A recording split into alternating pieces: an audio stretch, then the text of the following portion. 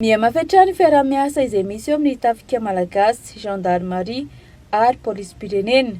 Tsy tao anatin'ny fotoam-pifidianana ihany fa amin'ny fampandriana fahalemana manerana ny nosy ho nambara ny ministra ny fiarovam-pirenena androany Jeneraly Rakotoarijaona Joshua.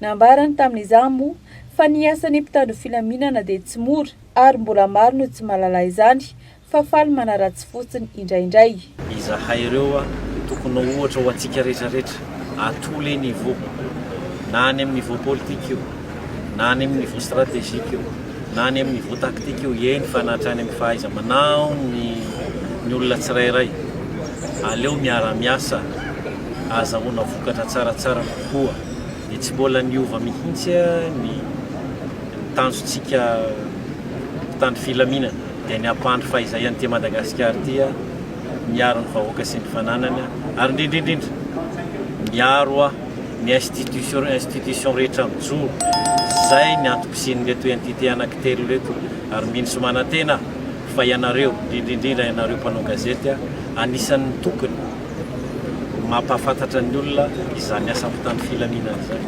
Matetika ny olona eto an-drenivohitra mantsy tsy dia mahatsapa loatra inona marina moa tena ataony reto fa ny olona any ambanivohitra rehefa mandeha any nareo mba hanontanivo kely ohatran'ny ahoana izany ilany an'izany mpitandro filaminana izany satria tsy mandry alina ireo toy izay ihany koa mpitandro filaminana. Nanamafy ny maha-iray ny mpitandro filaminana ihany koa ny Jeneraly Serge Zélie androany, sekretera-mpanjakana miadita gendarmerie. Nambarany tamin'izany fa efa maro ny lesona atsoana tamin'ny zava-nisy rehetra izay nandalo teto amin'ny firenena ary matetika dia nitafika foana no ifatrarany rihatra izay lasa manimba endrika ny mpitandro filaminana. Itsika dia tsy herim-pamoretana zany. Zay ny teny an'izany dia tokony heritreritra izy. Ny antony dia izao. Teo foana itsika. Ny grady no mety miova. Ny anaikitra mety miova. Ny misotronono mandeha miakatra ny zandriny. Teo foana itsika ireo. Tsy marina ary diso ary lavo ny ankitsirano ny fitenenana ny folo alindao hoe herim-pamoretana. Fa ny toerana misy anao no ahafahanao miteny an'izany satria izay ny mahatsaratsara anao. Ohatra, ny olona miteny an'izany misy mbola tsy nitondra. Be dia be nefa nitondra. Ka maninona ary tamin'izy nitondra? Miteny an'izay tsika ve izy? Tsy miteny herim-pamoretana zany izy.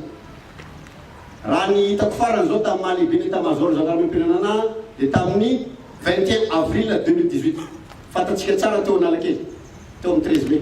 Nisy olona maty ara teo. Tsy mbola nahino tamin'izay hoe herim-pamoretana tsika. Raha fa amin'izany ray aman-dreny zany. Satria ray aman-dreny zany ajaina ny lohavany tapony. Dia maninona ary aty afara rehefa tsy eo fitondrana ny sasatsasany amin'izareo no miteny hoe herim-pamoretana tsika. Matière à réflexion zay.